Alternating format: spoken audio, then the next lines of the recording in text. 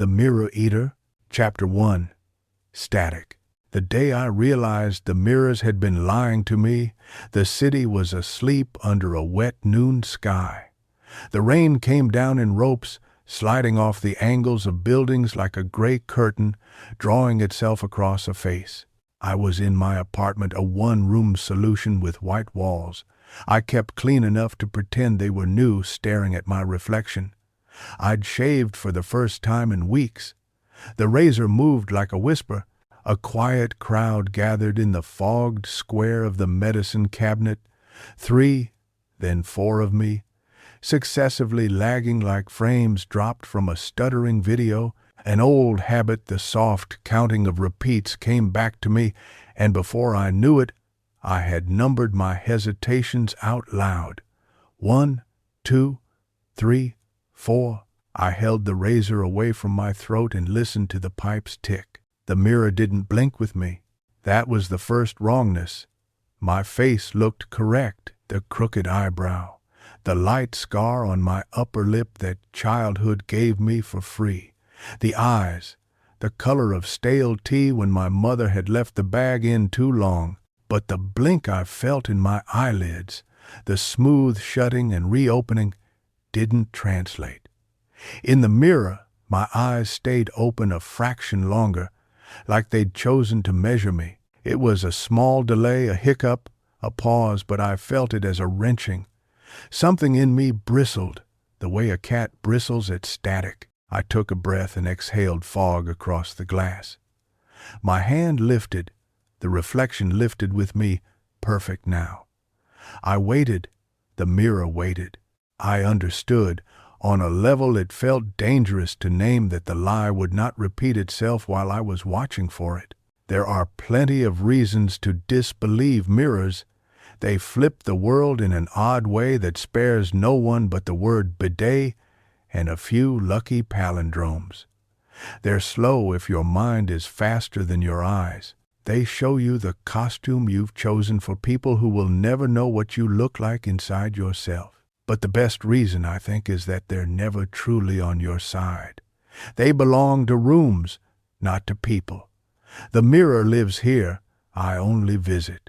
This is a boring way to begin a story, I suppose. The water, the mirror, the man who finds himself reasonably strange. I've tried to begin it other places. In the white office of the woman who will later say, "Tell me about your mother, Anne," and try to use specifics, like she's ordering from a menu. Or in the parking garage where I put my forehead against the cool hood of a stranger's car and counted until the panic dissolved into its component chemicals. Once, in my mind, I started it with the smell of roasted coffee and the clang of a cup I managed not to smash against the floor, and it was almost hopeful. But the mirror day insists on being first, as if it's acquired its own logic over the months since. Maybe all beginnings are the same. A person sees something that doesn't return their gaze exactly right, and the rest is chasing. I dried my face. In the towel's muffled dark, I counted backwards from 20. On the last number, the building's intercom buzzed. I flinched. The mirror threw my flinch back. A half-second later, no, that's a lie. My mind insists on filming the world after the fact. The intercom buzzed again, a sound like a bee trapped in a drawer. And it was Mai from downstairs, the landlord's niece. She almost always sounded like she was hiding private laughter. "Package, I'm coming," I said to both of us. I touched my cheek where the razor had hesitated, found no blood, and felt immediately superstitious about the luck. By the time I made it down the stairs, she had left the package on the table in the entryway. It was small, wrapped in the anti-static joylessness of padded white. The address label had my name and unit number, the handwriting perfect, the sort of perfect that is clearly a machine. Next to it, the ink had bled slightly into the paper rain signature. I looked for a return address and found an approximation. Lumen Health Systems, I'd been there once, if there can be said of a building that is more glass than walls. They had plants in hallways leading to carefully hushed rooms. They had floral tea and a suggestion of water. They had Dr. Thi Lien, who wore silver rings the size of quiet. I had not asked Lumen for anything lately. My last appointment was an exit. We had negotiated, in her language, a suspension of regular care. I had promised to do the exercises diary sheets that asked me to name the thought, look it in the eye, and disassemble it into less power. She had promised that months without her did not mean abandonment. We had said the word safety until it acquired the dry, high ring of a coin. Back in the apartment, I opened the box with the necessary violence of a butter knife. Inside, a smooth gray device the size of a deck of cards, a flexible strap like a soft belt, a folded piece of paper with the Lumen logo stamped in understated blue. The paper contained instructions and a welcome. Dear Anne, we are thrilled to include you in our beta program for the Solace monitor. Solace is designed to track sympathetic nervous system arousal and provide real-time feedback to support regulation. Please wear it for no more than 12 hours a day, especially during moments you identify as emotionally challenging. You will receive a personalized report at the end of each week. Lumen Health Systems, Research Division. There was no signature from Dr. Lien. There was, however, a reference ID and a form number and the sense that someone had written something about me somewhere in a room with more oxygen and fewer clocks. I turned the device over in my hand. It was prettier than medical equipment had any right to be. One side was a glassy panel with a small unlit screen. The other had two soft electrodes. When I pressed the button on the edge, the screen woke. "Hello, Anne," it said, as if the word hello had only just learned my name. It seemed a strange thing to send to a man they no longer counted as theirs. Maybe they sent it to everyone who had ever sat under their lights and cried. Maybe they sent it because they couldn't bear the nearly religious messiness of letting go. Or maybe this felt truer, the marrow truth they sent it because they had reason to worry.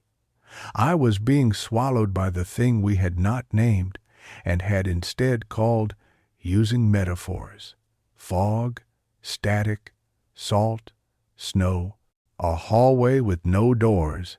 My hand had begun to sweat around the device. It beeped very softly, a high angelic sound, then displayed a graph of my pulse bouncing like a child on a bed. I put the strap on my arm and fastened it the way the diagram suggested. The electrodes were cool, then not. The device vibrated faintly, humbleness pretending to be helpfulness. "Breathing," it prompted. "In 2, 3, 4. Hold 2, 3. Out 2, 3, 4, 5, 6. Hold 2, 3. I obeyed, which is something I have always done too easily for machines and not easily enough for people. While I breathed, the rain obediently stopped. The light outside my window shifted from gray to blue-gray. It occurred to me that I had not eaten breakfast, and also that breakfast had not eaten me. I felt a thin silo of hunger inside my ribs, and then a second later, I felt nothing at all because the device buzzed. I looked down, arousal level, moderate. Note, context. The prompt wanted me to tell it my moment. This is how the program works. I have read their papers and their careful pamphlets. It's supposed to make a person attach a word to a wave, so when the waves become bigger than the words stay afloat long enough to hold. I typed with my thumb on the small screen. Mirror blink delay. I waited for it to reply. It displayed a rotating icon, a circle swallowing its own tail. Then, noted, that polite word again. The world is full of noters. They take down the shape of your ghost and draw a perimeter around it and wait to see if the wind will blow. The intercom buzzed once more. I startled again, but the startle came delayed like a train on an old schedule. Mai's voice didn't follow. Something in the hall had been knocked, probably by a neighbor, probably by the dog with the lemon ears on the second floor, who doesn't believe any person on earth is not his. I set the device to the side and went to the kitchen area for coffee, in the indelicate manner I prefer. The scoop in the tin, the kettle complaining like an elder, a study in minor heats. The smell rose gorgeous and black. My phone, face down on the table, pulsed. When I flipped it, a message waited. The name at the top made my mouth do an involuntary thing. Siblings in a small war. It frowned and lifted at once. Lynn. It said no, doctor. Just the person who had introduced herself that first day by name only, and then had, over the months, practiced every variant of silence my life had taught me. Her message contained no greeting. It contained a link. If you can tolerate it, watch this. The first 30 seconds are the important part. There was a small spool of text after that. The sort of text that looks like it was written holding someone's breath. You'll think you're watching a stranger. You won't be. I clicked, knowing the most dangerous thing I could do some days was to believe in authority when it re-entered the room after a sanctioned exit. Still. The video opened with the unsteady frame of a phone camera. The title suggested a convenience store in District 4. A young man's voice, breathless, narrated, "Ah, no, crazy. This guy, he keeps doing it. Watch." The camera moved too close to a glass refrigerator door, then back to capture a narrow aisle. A man stood there, with a basket hooked over his forearm. He had a jar of something pickled in his hand. He was tall, not tall, average. My mind tried to pick him apart, to dissolve him into data points and then release him. He put the jar in the basket, took it out, put it back. On the far right of the frame, a woman in a tiger print dress blinked. The man did not move, and then he moved. But the thing that moved first was his reflection. I thought of my mirror, its small, intolerable, difficult delay. In the video, the refrigerator door's reflection blinked before the man did. It blinked, and then the man blinked. It put the jar in the basket, and then the man did. The observer's voice, thick with excitement, whispered a curse, and then laughed the kind of relieved laugh people make when the ghost doesn't touch them.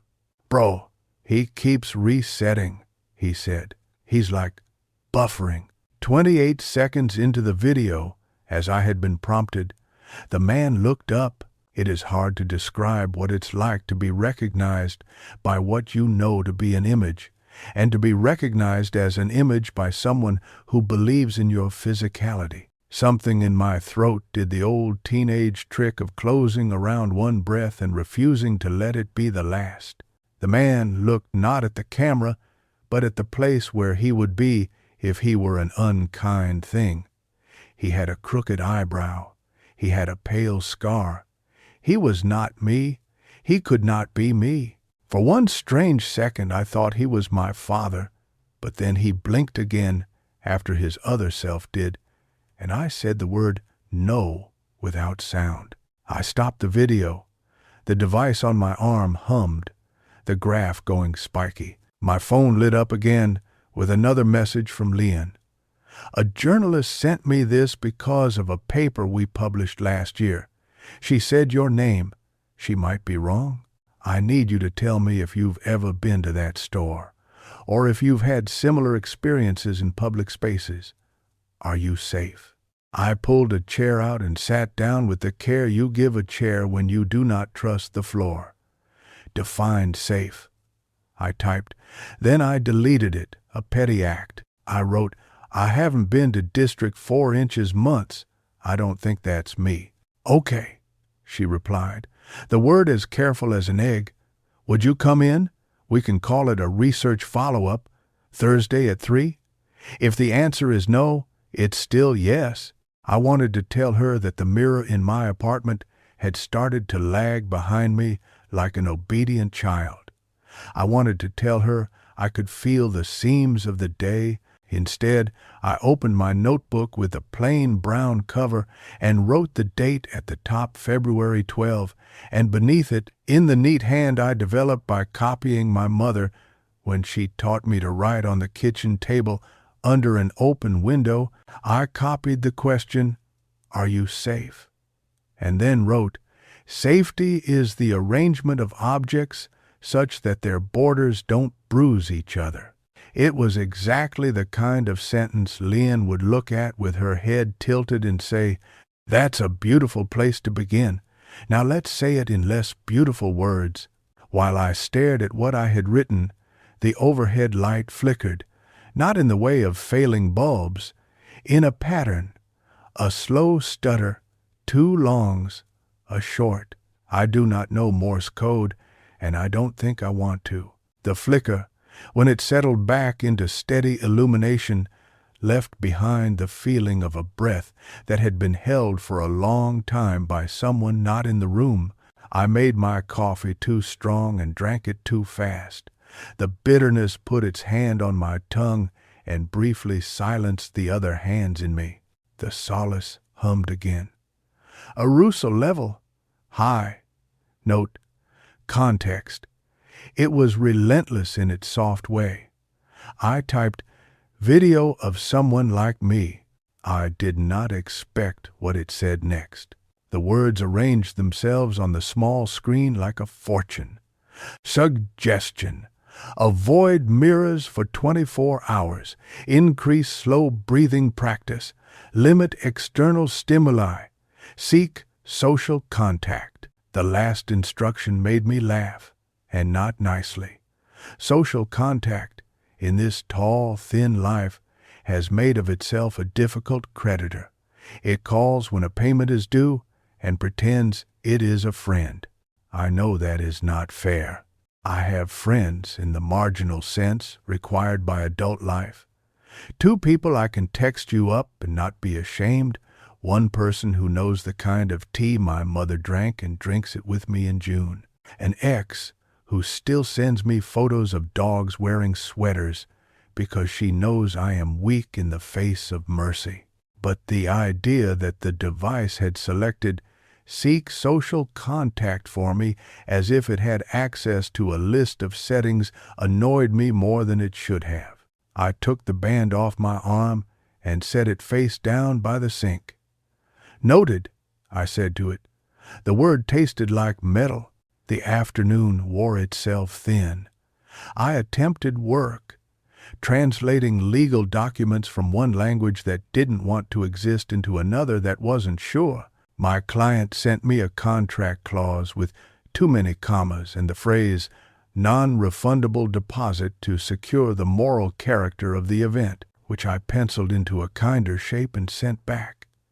The rain began again, a new performance of the old act. In the hallway, someone's laughter drifted up in a ribbon and then collapsed of its own joke. The feeling of the mirror persisted, the possibility that the world had slightly different timing in its glass versions. At 3, I answered Leanne. Yes, I wrote, Thursday is fine. Thank you, she replied.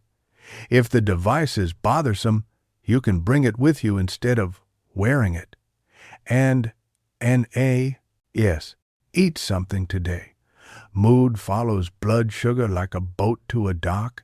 I wanted to ask her if boats ever refuse docks and run themselves gently aground in soft marsh and call it a day. Instead, I opened the refrigerator, which kept in it the modest ambitions of a bachelor and a few expensive jars that proved I'm not the kind of bachelor who forgets what a vegetable is. I ate yogurt from the container with a spoon and sliced an apple without ceremony. These acts felt like kindnesses to an animal I lived with and loved without saying so. The device on the counter lit up again of its own accord. I watched, the way you watch a small fire through glass. The face showed another suggestion. If possible, write down a memory of contentment from childhood. It displayed the word contentment with unjustified confidence. No quotes, no wobble. Contentment, I said, a sound between my teeth. Memory is a joint custody situation with unpredictable parents. But I tried. I closed my eyes and went not to the big birthdays or the hired clown with the sad eyes who had cried behind the trash bins, not to the scooter with one working brake, not to the afternoon in the red library when I read a book about wolves and could hear my own blood on the page. My mind found, instead, the smell of fish sauce caramelizing and my mother's hands. It was the year I learned that the word caramelize can be used as a boast and as a prayer. She wore a shirt the color of spring grass, and she moved in the kitchen like she was keeping time, a rhythm that the house knew. The radio played a song about leaving and returning. She had a habit then of tapping the wooden spoon against the side of her thigh in time with the song, and when she saw me watching, she handed me the spoon as if to say, the rhythm can belong to you too, if you want it. I wrote that. When I wrote it, my hands stopped their own tapping. Afterward, I realized I had zoned out. A better word, dissociated. I dislike that word because it sounds like a failure of attendance, but I had gone somewhere, and then I had returned. Like the radio said, like a good boy who answers when called. The door knocked. 2 slow, 1 fast. Like the light. I opened it, maybe because I trust patterns more than I trust myself. On the other side stood Aaron from 2 floors down. He held a Tupperware container of something rice-based and a smile that looked borrowed from a more assured person. "Rent is due," he announced, which is a bad way to say hello. "I'm sorry. I made too much food. Do you want some?" Aaron is a man who thinks apologizing at the start makes people love him more. He's wrong and right. I stepped back to let him in. He slipped off his shoes with the practiced ballet of one raised to be polite. The apartment was embarrassed by its own tidiness. He handed me the container. "Cow man guy," he said, then frowned at it. "An attempt." "Thank you," I said. I meant it so much the words felt like they would knock against my teeth trying to get out. He looked at my table, at the device. He did not ask. He looked at my face, at whatever it was doing to be a face that day. "You look like a person who has just seen a ghost they half expected," he said. "That precise?" I offered him water. He shook his head. "I'm in a mood for tea I did not bring, but I'll stay 5 minutes to pretend I'm a neighbor people lean on. Do you want to talk about the ghost?" "No." I paused. "Yes." I told him the safe portions, the ones whose edges I could file down for company, the video of the man, the mirror that misbehaved, the invitation from the past dressed as a doctor's appointment. He listened with the attention he gives his plants and his students. He teaches 6th grade history at a school that calls itself something generous like Community Futures, and he is kind in ways that strike me as sustainable, the kind that suggests he will wake up and do it again tomorrow. When I finished, he nodded. "I think you should go," he said. "See the doctor. Let her tell you it's not magic. What if it is?" He grinned. "Then we'll get you a cape that isn't embarrassing." I laughed the smallest laugh. He stayed 10 minutes, which is the correct number for a civilian interaction between 2 men pretending not to worry. On his way out, He noticed the Solace on my counter. New toy? Research project. Ah. He held his hands up in surrender. I will not joke about wearing gadgets that keep feelings inside their lanes. He stepped into the hall. If you see yourself in any more refrigerators, tell me. I'll at least come to film it properly. After he left, I ate his rice and chicken with reverence. The food made me sleepy, but not in the way that invites a nap, in a way that wants a bed to arrange its mind around. I sat on the edge of the bed and looked at the window. The rain had thinned to a suggestion, and the glass of the window had become a mirror. I saw the room's night version. My lamp, my square table, the framed photo of my mother and me, taken when the word "we" was a location and not a theory. Don't, I told the window, but the window didn't care about my verbs. It waited for me to blink first. I did, and it didn't, and then it did, and then I did. I wondered how deeply the lag could go. Could it reach into my sleeping? Could I dream and then find the dream arriving afterward, tired and out of breath? At night, I arranged myself as I had been taught in the quiet rooms. Heavy blanket, mouth shut around breath, devices face down, thoughts allowed like visitors, but not allowed to rearrange the furniture. I told myself I was not exceptional. I told myself exceptional people die of their own exception. I repeated the phrase until it lost its architecture and became a noise like running water behind a wall. Sometime after midnight, the device crawled into the king-size space of the dark. I hadn't moved it. I hadn't put it on. It vibrated softly enough that my body knit the vibration into the drumline of my sleep, and then something nudged me up to the surface where the light of a notification shook in my periphery. I reached for it and saw a message that did not belong to a machine. The screen displayed text not centered like the device's usual suggestions, but trailing across the bottom like a secret thrown toward a hand. "Do you remember the blue shirt?" it said. I wasn't afraid until then. I had considered myself afraid earlier for the edges of my graphs, for the man who mimed me in a convenience store, for the mirrors that insisted on their rights but that had been worry with shoes on. This was different. The device did not know my mother's shirt. It did not know that green-looking blue she wore when the spring light fit her like a garment. It did not know the spoon or the slow song that told me a future. I turned on the lamp and blinked at the light's insistence. The device had gone blank.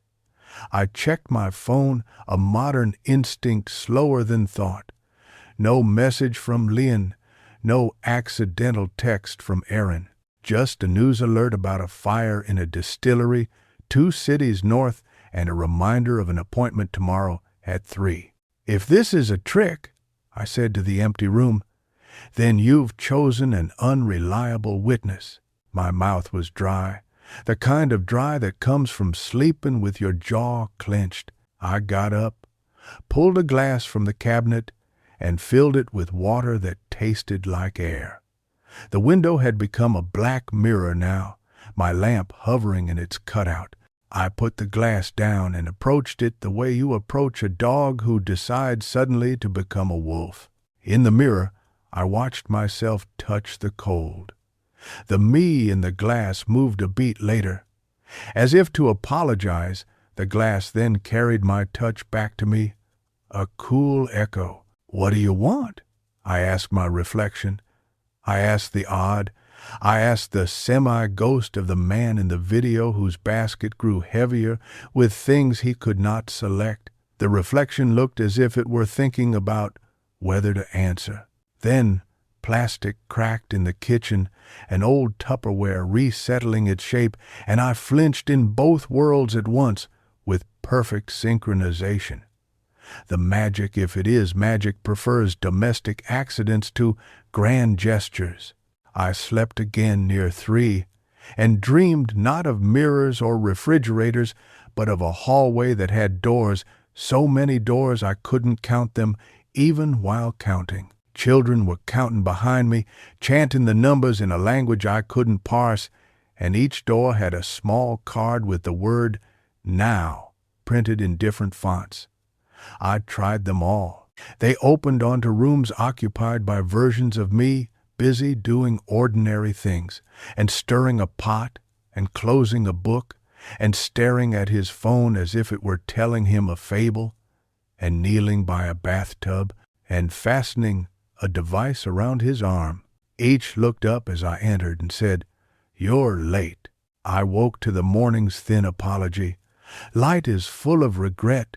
The Solace had moved again of its own volition, and was on the pillow beside my head, like a toy a child had slipped into the bed as a joke on the adult who thinks they govern objects. Its screen was black. In the other room, my phone buzzed with news that no one I knew had died. I checked the device's battery, full. I pressed its button. It didn't wake. I pressed harder because humans always think force translates to comprehension. Eventually, it opened its little eye. "Good morning, Anne," it said, like the whole night had been a theater I paid to enter. In the path of the day, Lien's appointment sat like a lighthouse. I will go. I will sit in her glass and let her rearrange a few feelings into the shape of harmless animals. I will make a joke about capes. I will catch myself in a trick where I pretend to be better so I can be rid of the work. I will be given a new word to carry around like a warm stone in my pocket. Derealization, perhaps. Somatization. I collect them the way other men collect coins from countries they will never visit. But first I will try to take a picture of myself in the mirror, because the act of capturing the lag might prove it either real or performative. That's the thing about the camera. It will insist on being a witness. I stand in front of the bathroom mirror, the wet light of the day consolidating into afternoon. I hold up my phone, which flips my face into a version I have met too often. I smile in the way I imagine a healthy person smiles while testing for harm. I press the shutter. The sound imitates a pleasant pet. When I look at the photo, my smile is right, my eyes are wrong. In the instant I imagined I caught myself, the reflection has blinked ahead of me, and on the image my eyes are in 2 separate states. The right fully open, the left mid-shut, like a wink I didn't grant. I take another. My heart does a misguided trick. The second photo shows my mouth not in motion but in decision. The left corner lifts slightly before the right, the expression of a man about to say the kindest lie of his day. I delete both, although I know better. Then I go across the hallway to Aaron's door and knock in the pattern of the light. He opens with sleep still folded in the corners of his eyes. "It's early," he says. "Is it, relatively? Do you need me to tell you that you are here and this is now?" "That's not your job," I say. "But yes." He puts a hand on my shoulder. His palm is warmer than I expect. "You are here," he says with the gravitas he reserves for children who have done you don't even know what. "This is now. Thank you." The device buzzes, politely triumphant, as if to say, social contact achieved. I resist the childish impulse to shove it under a pillow. "Do you want to come in?" "No, I don't trust rooms right now." He nods. He understands more than he has earned the right to, and I resent him for being quick at it. "Do you want me to go with you to the appointment later?" "I don't know if they'll let you," I say, which is a way of asking for him without choosing myself. He nods again. "I'll be downstairs at 2:30 with a stupid joke ready, and I'll bring tea. He waits until I nod. Then he closes the door, and I am a man in a hallway with a device buzzing on his arm and a Thursday that has made itself impossible to go around. On the way back to my door, something catches my eye, a slip of paper sticking out from under the dumbbell I keep by the entrance for bicep curls, which I almost never do. The paper is small, ripped from a spiral notebook. I bend to pick it up. It has one sentence in my handwriting. It says, "If the reflection moves first, leave." The letters look like mine when I write quickly but with care. The ink has smudged at the tail of the last E as if the writer had closed the door with haste. I look at the dumbbell. I look at the door. I look at my hand, which shakes without permission. When did I write this? I ask the empty morning. The morning does not answer. A drop of water from somewhere travels down a pipe and clicks in the walls like the smallest pistol misfiring. I put the note into my wallet, next to an expired library card, a folded receipt from a noodle shop where a woman once told me I had my father's ears, and a photograph that's not mine. The photograph is old and black and white. It shows a man standing between two mirrors in such a way that he looks like a group of himself. He wears a suit that fits because he fits it. He has my eyebrows.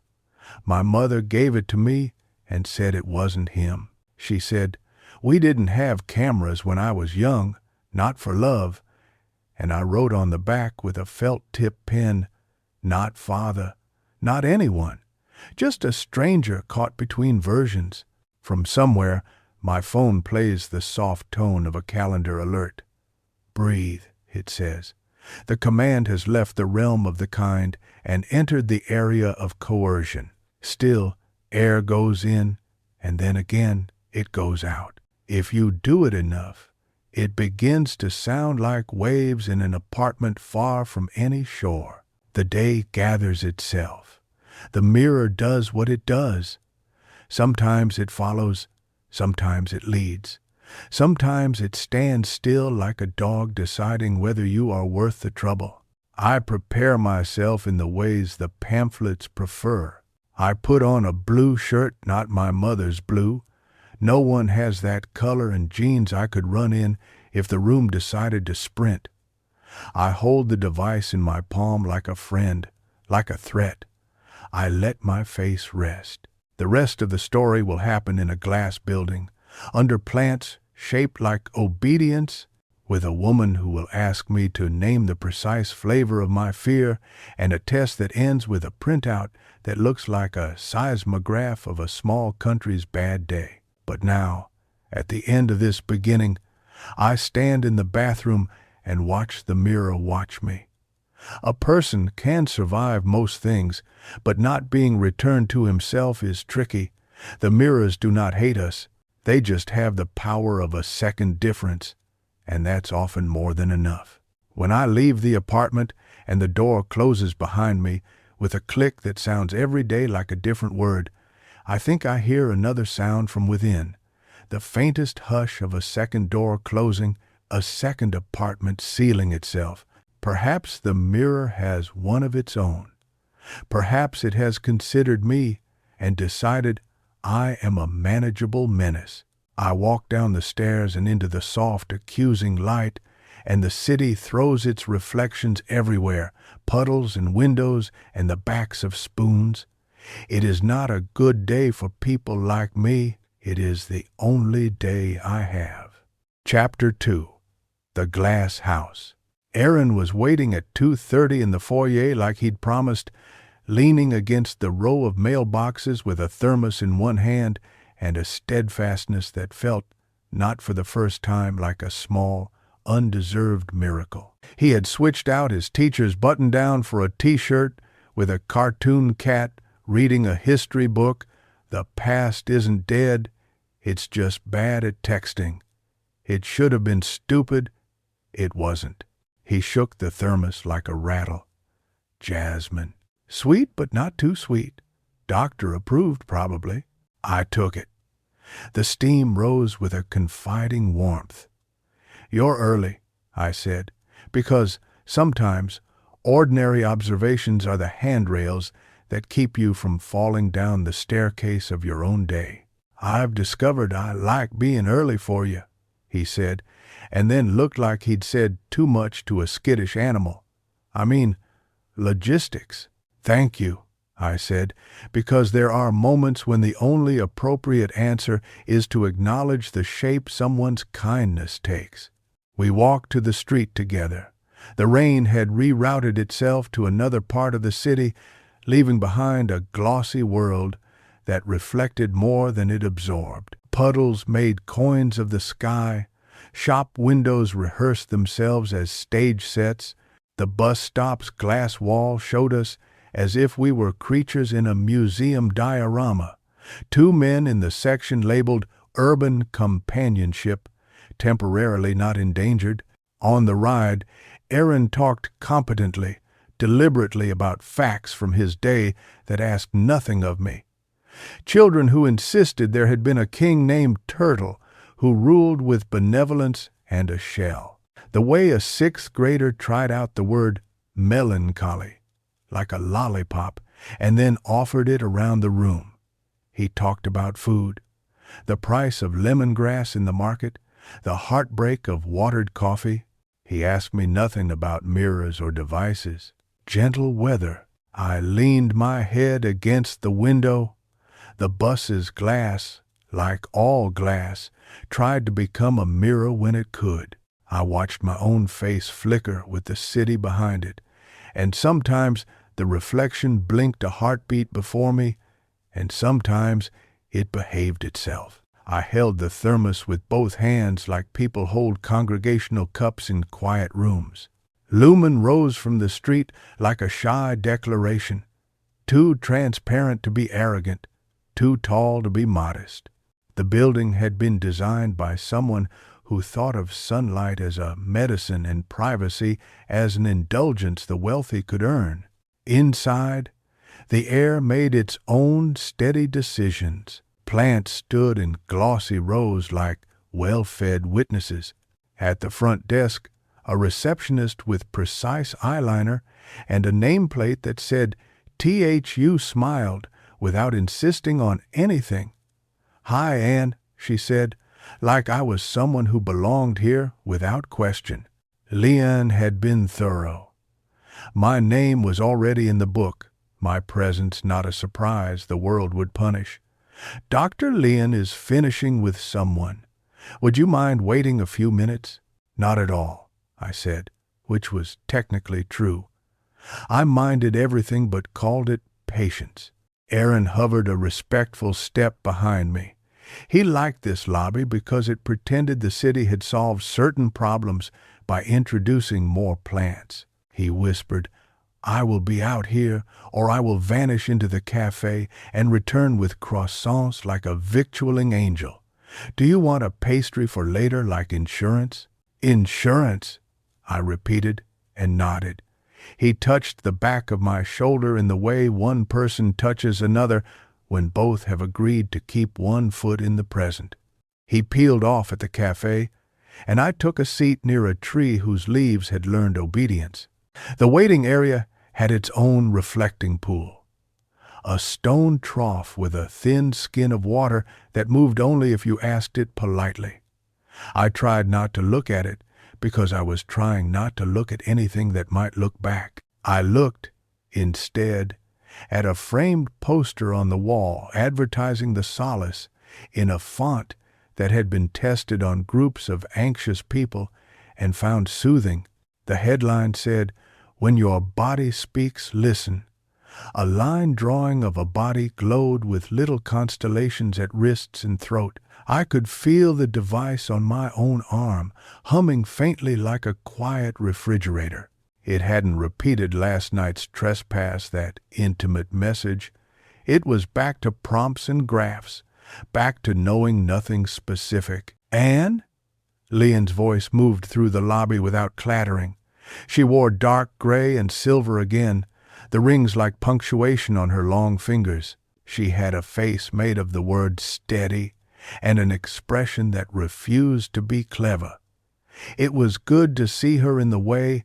It is good to recognize the shape of a tool that has saved you before, but hurts to hold. We shook hands. Her grip had that delicate power good clinicians have, the particular pressure that says, "You are neither fragile nor indestructible. Try to be neither extreme for the next 50 minutes. You brought a friend," she observed, looking over my shoulder to where Aaron was choosing between two scones like they were moral choices. "He's a neighbor," I said. "He promised a stupid joke." "The best kind," she said, and gestured toward the hallway. "Come on back. Here's were of fun, Dan," ended man a chart. "It made me in a place in an aid chart, and of fond hand own said night." In her office, the glass continued. One wall looked out onto an inner courtyard where more plants performed composure. A bookshelf held an army of titles with covers that ranged from aggressively gentle to quietly stern. The Polyvagal Theory and Therapy, Notes from the Fog, Bodies Keep All Kinds of Books. On her desk, a weighted metronome sat like a relic. A small ceramic whale held paper clips in its mouth as if to keep them safe from drowning. "How are you?" she asked when the door closed. "This is a bad question for someone like me. It blooms too many answers." She knows this. She watched my mouth begin to write checks. Try the version with one sentence and no subordinate clauses. 2. I breathed an obedient breath. "I'm not confident that everything that moves when I do is moving because of me." She nodded. "We can work with that." She took her seat. I took mine. We regarded each other across the small coffee table where other people's fidget toys had worn their own grooves in the wood. She opened a folder with my name on it and then closed it again without looking. "I sent you the video," she said. "Tell me what you thought you saw. A man in a convenience store doing a bad job of being led by himself?" I said. "Or doing a good job of performing that job in front of an experimental refrigerator?" "You think it was a trick," she said without judgment. "I think the camera was hungry, and I think I'm suggestible." "You are sensitive," she corrected evenly, and I felt myself both accept and recoil from the word. Sensitivity is not gullibility, it's information. Information can be wrong. The sensitivity that received it is not a sin. I wanted to smile with one corner of my mouth. The mirror in my mind beat me to it. "Do you think it was me?" She tipped her head. "I think it looked like you in 3 or 4 ways and not in 7 or 8 ways. I think the journalist wanted to sell a story to me. I think there's a phenomenon we've seen in patients with high dissociative tendencies where latency is perceived as an externalized agency. I think we can test some things today that might help us argue with your mirrors." "Argue," I repeated, tasting the vowels. "Argue implies that the mirror will talk back. On good days," she said.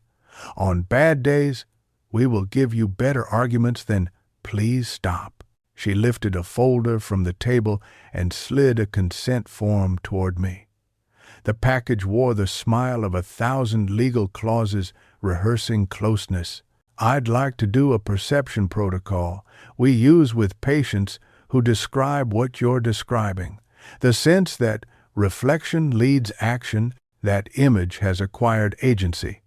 She waited to see if I would flinch at patience. I did not, or I hid it. "It's safe. There's a lab with a 2-way mirror, so we can see you and you can see yourself. We can manipulate a very slight delay in the glass well.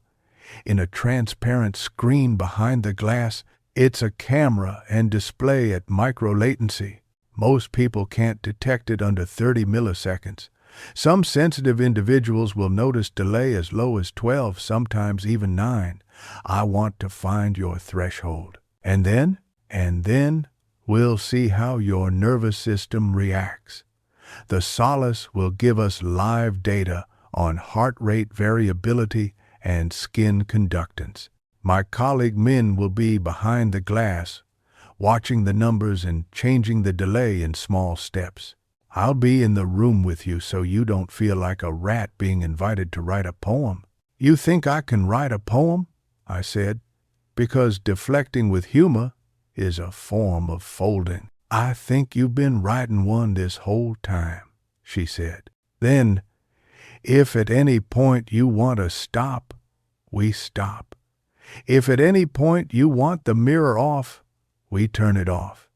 If a voice suggests you must continue for science, I will kick the voice out. It's not only science that does that voice, I said, but I signed.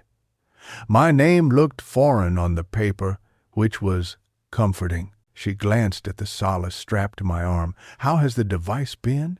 Polite, I said. Bossy, accurate, in the way that makes accuracy seem like an insult. I hesitated, the way you hesitate before deciding whether to accuse a friend of borrowing your shirt permanently. Last night, I think it sent me a message it shouldn't know. She didn't blink like the mirrors do. She blinked like a person. What did it say? Do you remember the blue shirt? Your mother's, she said. Not a question. My mother's, I confirmed. Lian's mouth pursed slightly the way a thoughtful person refuses to frown. It's not designed to push personalized prompts like that. It can display clinician-sent notes if we send them, but I didn't. Research devices are not connected to anything that can read your personal files, and we didn't ask for that kind of access anyway. I'll have Min pull the logs after we're done. It might have been a display artifact, or a ghost, I said lightly. If it was a ghost, we'll ask it to sign the privacy policy, she said, equally lightly. Ready? We walked down a hall that got quieter the farther you went. As if it were moving toward the place, quiet was stored between uses. A door with frosted glass opened onto a room that pretended to be ordinary. Couch, chair, plant, and then the wall that wasn't a wall. The two-way mirror took up an entire side of the room, floor to ceiling, framed in wood to look like furniture rather than surveillance. Behind it, a grayness suggested another space. I could see myself in it already, our approach doubling. Lian and her double, me and the man who increasingly disobeyed. Min waved from the other side, a shadowed figure with a pair of headphones around his neck and a set of screens in front of him that looked like an air traffic controller for feelings. I waved back because refusing to wave to a human being behind a two-way mirror is a good way to become a person who never waves again. Okay, Lian said. Take a seat here where you can see the mirror, but not your device. I want you to watch your face, the way you would watch a friend who was confessing something attentively, but without trying to rearrange their features. She sat to the side, visible to me, not visible to my double. Min is going to step the latency in small increments. He'll start at 0. When you notice something, say, now. If you notice nothing, say, now every 30 seconds anyway, to show me you're still in there and not contemplating an escape plan to the roof. Saturday. The chair was engineered for honesty. The mirror was so clean it might have been theoretical. My double sat the way I sat, with shoulders that wanted to become someone else's. Even at 0 delay, I felt watched by what watched me, a recursive loop that can make a person religious or cruel. Okay, Lian said softly. Min, 0 to 5. A finger must have moved behind the glass. Somewhere, a clock changed its mind. The reflection remained obedient. I leaned forward, and he leaned without inventing time. "Now," I said into the 30 seconds I owed. My voice sounded like a demonstration of voice. Lynn nodded to show me I had reached her. 5 to 8, she said. 8 to 10. And then it happened the way small crimes do. Unprepossessing, persuasive. My right eyebrow twitched involuntarily. The left in the mirror twitched first. It was small. So small I could have called it coincidence. But no, the chain of causality had grinned and kissed its own reflection. "Now," I said, and swallowed. Lien lifted a hand, asking for a moment. "Min, hold at 10, she said. To me, "What did you notice first?" "Left brow." Mine, but his first. I didn't know which pronouns belonged to which of us any more. She nodded. "Let's test. Min, back down to 0. And I'm going to ask you to make an expression you don't usually make. Surprise me." I attempted surprise, which is second cousins with fear. My eyes widened. My mouth broke its line. 0 held. The man did what I did when I did it. "Now," I said resentfully to the emptiness. "Up to 12, Lien said. My double seemed to collect himself and then permitted himself before I gave permission. "Now," I said, "it wasn't cheating, it was ritual." Lien's voice remained warm, unheated by discovery. "How does your body feel?" "Like I owe it money," I said. The Solace vibrated, confirming something in its own language. "Like the floor isn't wrong, but wants me to apologize." "Good," she said. "It's good?" "It's information," she corrected. "Noticing is good. Being punished by what you notice is optional." She watched my eyes. "Let's go up. Min, 14. Haywide." At 14 milliseconds, a thing broke that perhaps had been loose since morning. The man in the glass, my reflection, if that's how we want to play it, blinked before me, yes, but also settled into his seat in a way that felt like a suggestion rather than a copy. He put the same hand on the same knee, and there was no magician's flourish. It simply occurred that I had been convinced by the image to do what I was going to do anyway. A faint nausea crept up under my tongue, tasting like pennies and dust. "Now," I said, and then, "Stop?" Lien didn't make me justify it. "Min, 0, she said. She turned her chair slightly so she was more in my field than the mirror was. "Check in." "I have noted, Tane," I breathed, because the room had been designed around the expectation of breath. The device hummed. "It makes me feel less inside my body, but more responsible for what it does," I said, "which is an unkind thing to feel." "That is an exquisite sentence," she said. "I'm going to steal it and use it as a chapter title in my book. Do you want to continue?" "Yes," I said, "because on some days I am committed to accumulating tolerable harms in exchange for comprehension." She smiled a little, a clear sign that she knew my type.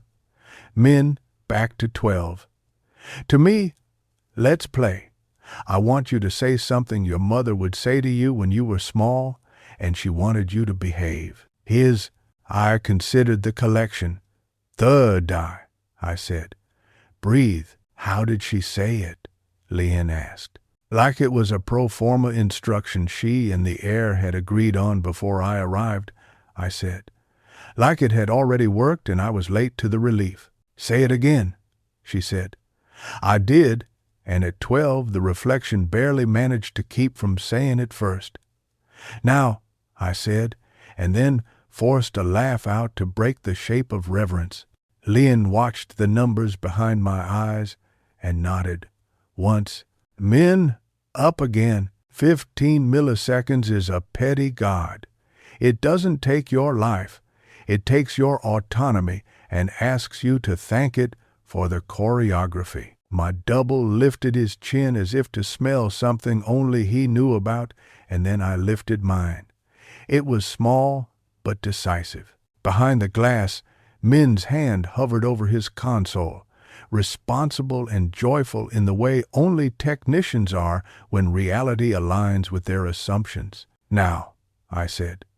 The nausea stepped closer, put a hand on my shoulder, and kissed my ear like bad love.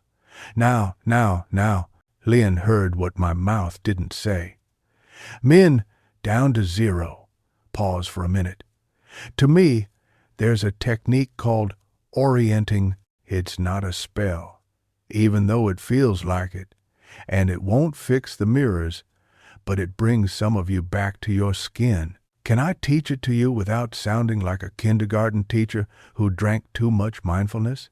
"Please," I said, a smaller voice than I prefer. She smiled. "Look around the room and name 5 blue things out loud." "My shirt," I said. "Your mug." "That book," I squinted. "No, that's gray. Min's headphones have blue ports. The small tile in the corner of the mirror frame, why is that there?" "Because the architect lost a bet," she said. "One more." "The sky in the courtyard," I said, which wasn't blue so much as a disposition toward it. She nodded. "Name 4 things you can feel on your skin." "The chair, the weight of the device, the cloth of my jeans against the back of my knees." "My tongue," I said, surprised by my tongue's insistence on being counted. "3 things you can hear." "Your voice, the faint fan behind the glass, my heart." "2 things you can smell." "Tea ghosts," I said, "and that plant's dirt pretending to be clean." "1 thing you can taste." "Coins," I said, and then noticed the change. My shoulders had returned to their home address. The floor had relaxed. The mirror had not grown friendlier, but had receded to its proper listing on the map of threats. "Okay," I said. Lien nodded toward the mirror. "Do you want to try again? Or would you like me to go find the pastry my friend procured and pretend food is the same as philosophy?" "Onbonend." "Again," I said. "Some boys never learn. Some men know learning is a stunt worth doing badly." "Men, up by 2s, she said. "And tell me about the blue shirt." I didn't want to, which meant I should. She wore it on Sundays when the light forgave the apartment for being small. She pretended she owned a second pan because she wanted me to think she had more pans than she did. She would stand at the window with the spoon, and the reflection would stand before she did, and then she would laugh and say, "Old glass, old trick." She believed the house looked out for us, but occasionally miscounted. She wore the shirt when we went to the market, and when she met my teacher, and when she told me that people who love you still sometimes move away without asking your permission. "What did she smell like?" Lien asked, without making it feel like an intrusion. "Fish sauce and soap," I said. "An honest combination." The mirror in front of me, lucky mirror, bad glass, remained at 0 while I leaked story onto the air. Lien glanced at Min. He lifted his hand in the universal gesture of hold. She returned her attention to me as if I were the only screen worth watching. "Do you have a memory you never visit because it behaves badly?" "Yes," I said. "Is today a day for it?" "No," I said. "Good," she said, which surprised me. "We are not in a contest to see who can bleed more elegantly. We're in a lab." Min, 2. At 2, nothing happened except my awareness that something could happen. At 6, the eyebrows performed their small mutiny again. At 8, the fingers fidgeted a beat ahead. At 10, My reflection began to remind me of a person who had learned my habits beautifully and wanted to try them on in case his life asked him for mine. We stepped up and back down and then jumped once to 16 just to prove that there was a place beyond which I would not follow. I won't say the room spun. It didn't. I won't say I heard voices. I didn't. But I will say that at 16 milliseconds, the man in the glass scratched his jaw first and then did not scratch it at all, and I involuntarily scratched mine while watching him fail too. It was a failure of physics for which my mind punished me immediately. "Now," I said, and then stop. And then I held still as if instructed by a creature in the corner none of us believed in. Lien's hand landed on the arm of my chair. "Min, 0. And lights up 3%, she said. And the room brightened just enough to make me feel less like a dream's reluctant actor. "Tell me where you are. In a room with a scientist and a mirror that has decided to be a pastor," I said. "Translation," she said, smiling. "I'm here," I said. "And it's now," Aaron's phrase returning like a lifeline. "Good," she said. "2 more trials at your choice of level, then we'll stop. After, I want to do a very short task to look at something else. Not what your eyes see, but what your hands decide. Before your eyes tell you, it's fine. We're going to test for ghosts in my fingers," I said. "We're going to test for agency and muscle," she said. "Agency and muscle is where Hope goes to eat lunch." I chose 12 and then 8. At 12, I could bear the lag as if it were a slightly mean older brother who loved me, but would push me into a hedge if a girl was watching. At 8, I could almost trick myself into believing we were back in ordinary time, where the body leads as an afterthought rather than performance. "Okay," Lien said. "Excellent. Now we enchant clay." She stood and returned with a small device from a cupboard, a tablet the size of a paperback with a stylus clipped to its side. "This is a draw and cancel task. When I say go, draw a circle as quickly as you can and then cancel it with a line through it. Don't try to be beautiful, try to be fast. We'll do 10. Ready?" It felt silly. That was on purpose. "Go," she said, and I drew a lopsided circle like an insult and slashed it like a letter that had hurt me. "Again," she said, and I did it, and again, and again. And the 7th time my hand began the cancel line before the circle existed, and my eyes widened in a complaint that arrived too late for court. I glanced up at her. She nodded as if we were discussing the weather. "Muscle intention beating visual closure," she said. "Happens to everyone sometimes. Happens to sensitive people more when their nervous system is like a choir before a concert, tuned, excited, swaying collectively toward crescendo." She watched me a moment longer. "You're doing beautifully. That feels like praising a man for drowning with choreography," I said. "You are not drowning," she said. "You are learning the currents." She glanced at the mirror and then at me. "One more thing before we debrief and set boundaries big enough for a week." Her tone softened, a gentle tension line. "May we try the room dark?" "Dark," I repeated. The word has collected a bad reputation because people use it when they mean unsafe. "Okay," she nodded to Min. The lights dimmed in the lab and evidently in the next room too, because the mirror became more mirror than window. For a moment, we were 2 people sitting in a small black box at the end of a hallway in a city that refused to be quiet. I could see my face as a cutout, hers as a careful moon.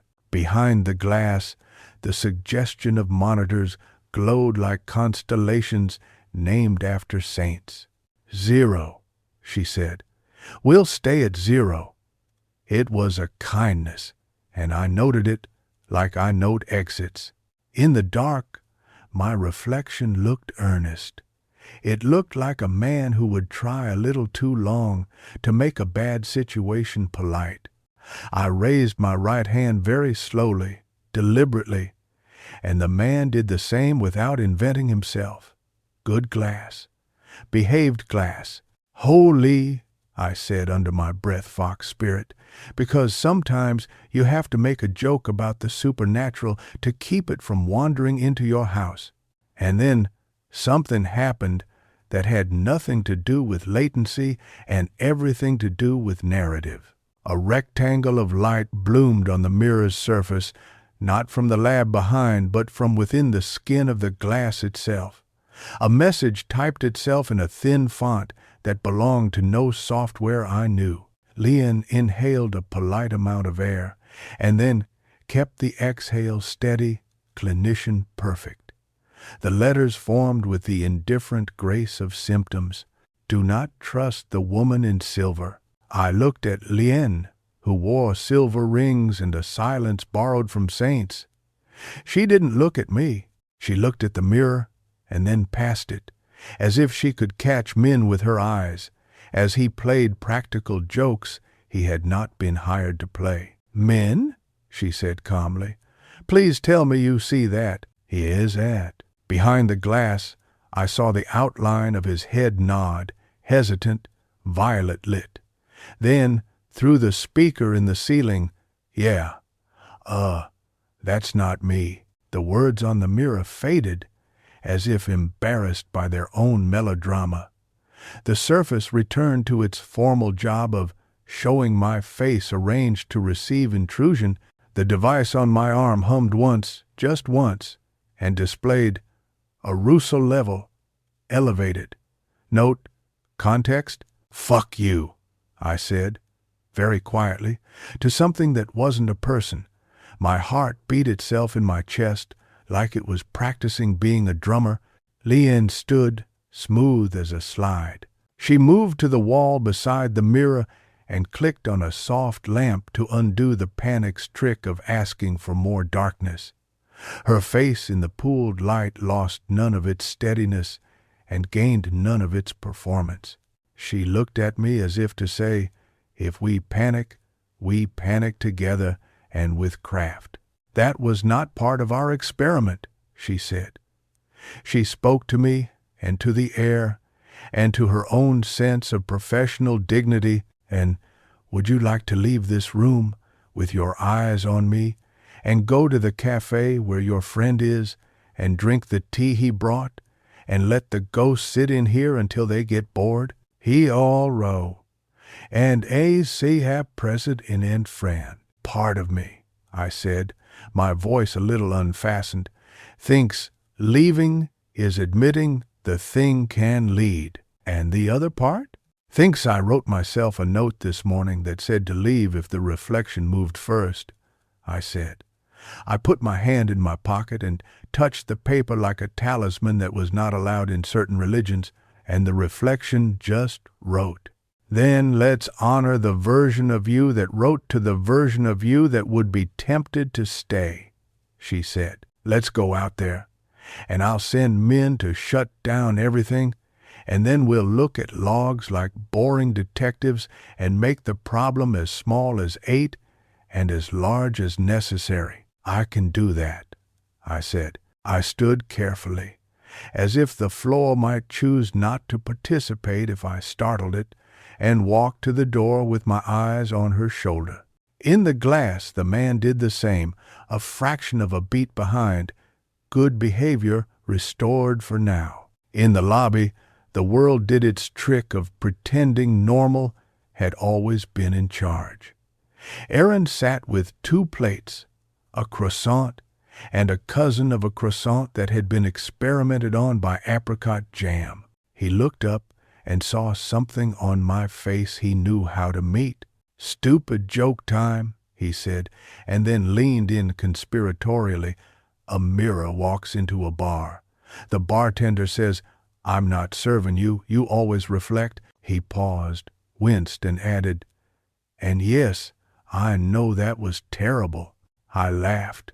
a real sound that made 3 plants look less like props. Lien excused herself to talk to Min. I sat and tore the croissant in a careful act of violence. The mirror left a message. I said, Aaron, unflapped by everything except deceit in children, said, "What did it write? Do not trust the woman in silver." He looked at Lien's rings and then at me. His face performed the hard calculation of not being alarmed in visible ways. "Okay," he said, "a word that can mean nothing, something, or everything. Do you trust her?" "Yes," I said, without hesitation, which is why the mirror needed to say it. "He's not Alders. The mirror is jealous," he said. "Classic mirror." We ate. The pastry attempted to intervene chemically. The tea attempted to persuade my blood back to its proper altitude.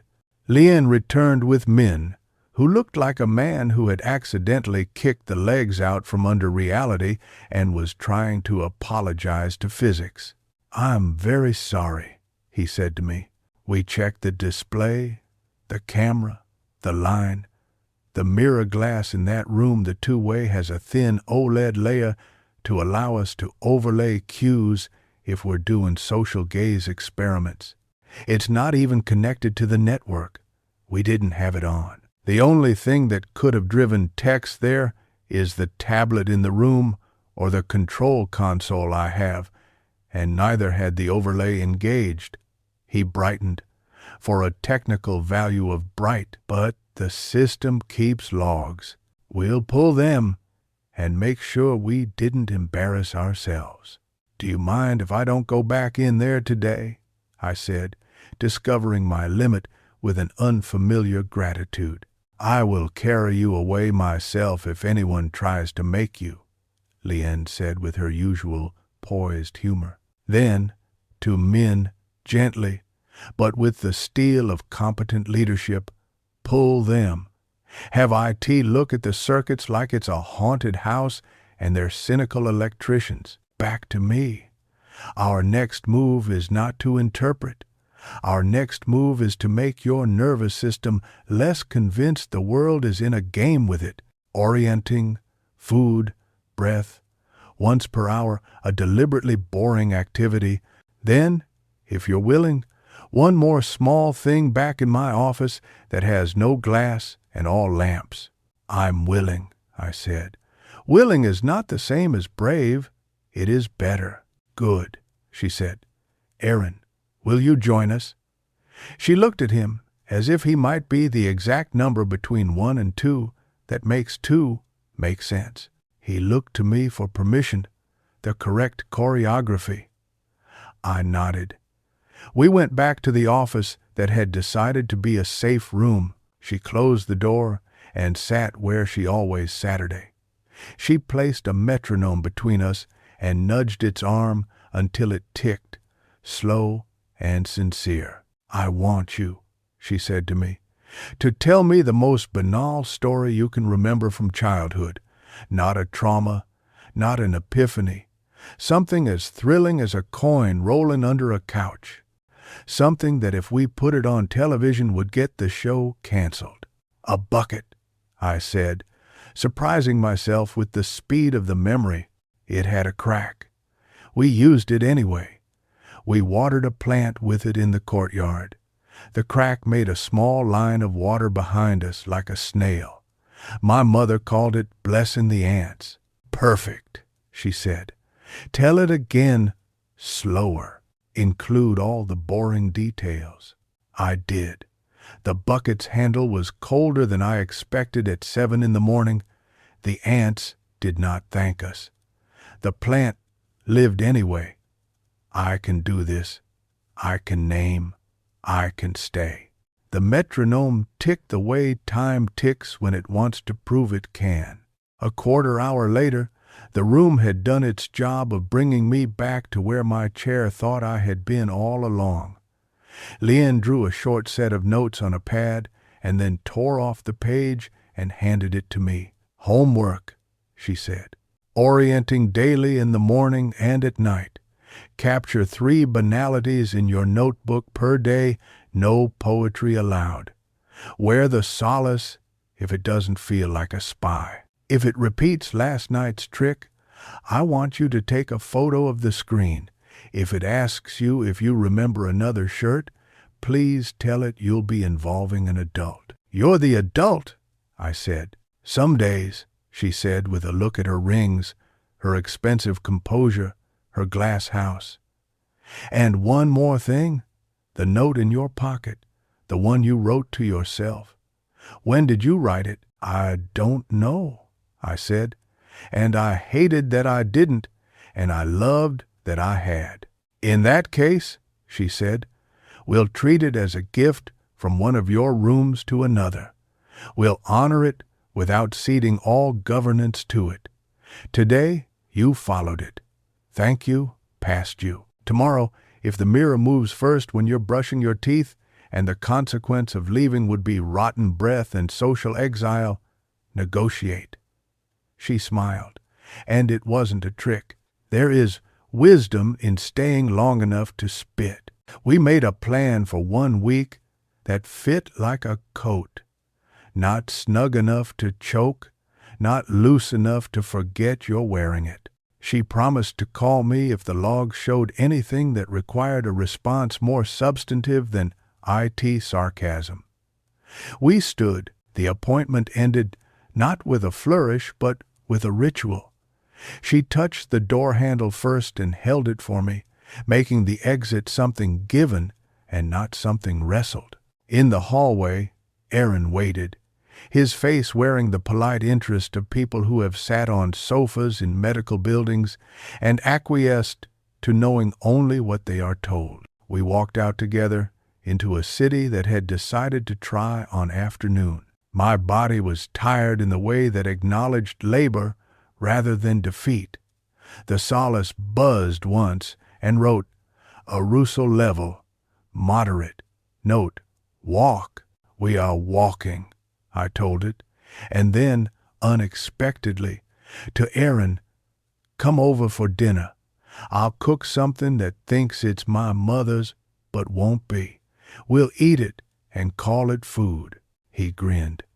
I will bring the arrogance of salt. On the bus home, the windows behaved. They showed the city as a city, and me as a man with a thermos in his bag and a tidy despair he was treating like a houseplant. At our stop, the pavement made its case for friction, and we obeyed. The hallway of our building smelled like fried garlic, and a number of lives being lived in adjacent rooms. Aaron lifted his hand in the air near my shoulder, not touching but ready. Do you want me to come in now or later? Later, I said, because I wanted to wash my face in my own sink and talk to my own tiles like a person who believes houses have ears. Inside, the apartment recognized me the way dogs do, with excitement that disguises itself as stillness. I put my notebook on the table. I wrote 3 banalities in obedient small script. 1. Bus driver wore a blue cap and did not take it off during his entire shift. 2.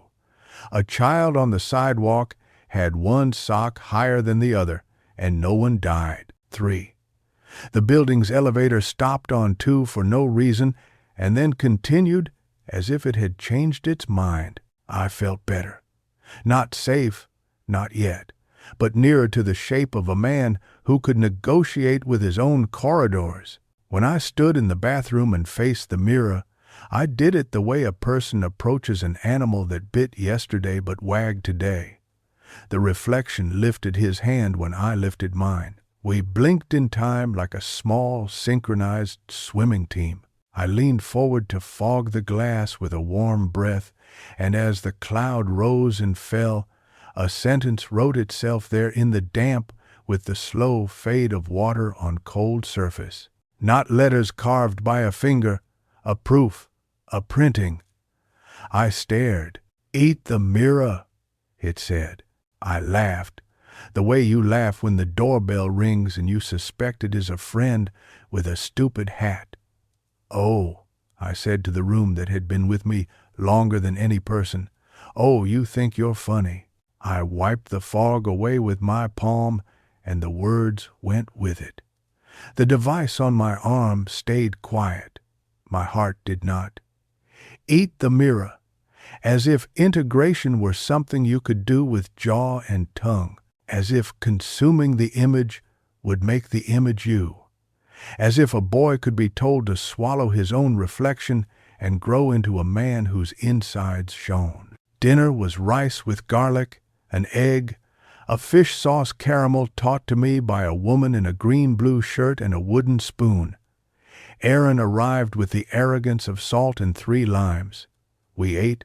We made jokes that would not make sense tomorrow and would not need to. He showed me a photo of a child's homework where the assignment had been describe a leader and the child had drawn a turtle king. We laughed.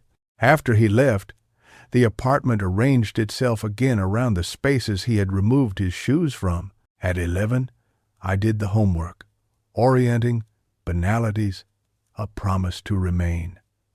The Solace vibrated and did not ask for context. I took it off and placed it on the table and told it to watch the plants. I stood at the window and looked out at the other windows and the lives occurring behind them and the small glass rectangles displaying faces in movies and screensaver fish. I thought of Min and his logs, and of Lian and her rings, and of my mother's shirt, and of the note in my wallet, and of the words on the mirror that had invited me to chew. Tomorrow, I told the room. We'll do tomorrow. When I finally slept, my dream did not take me to a hallway. It took me to the market where all the mirrors were laid out on the ground like lakes. People walked carefully between them so as not to fall into themselves. My mother was there, bargaining for a good price on a piece of glass that had already learned my face. She handed me the mirror and said, "It will always be late in the way that keeps you alive." She tapped it with the spoon to seal the deal.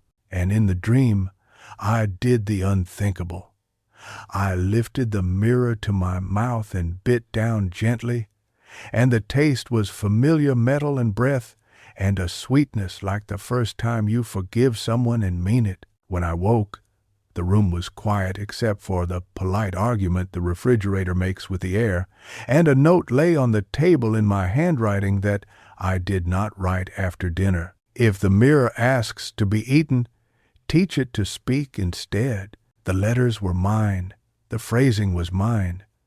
The mercy was not familiar and therefore could be useful. I put the note with the other leave if it moves first, so the 2 instructions could sit together like elders disagreeing softly, the way only people who have lived for a long time next to each other can.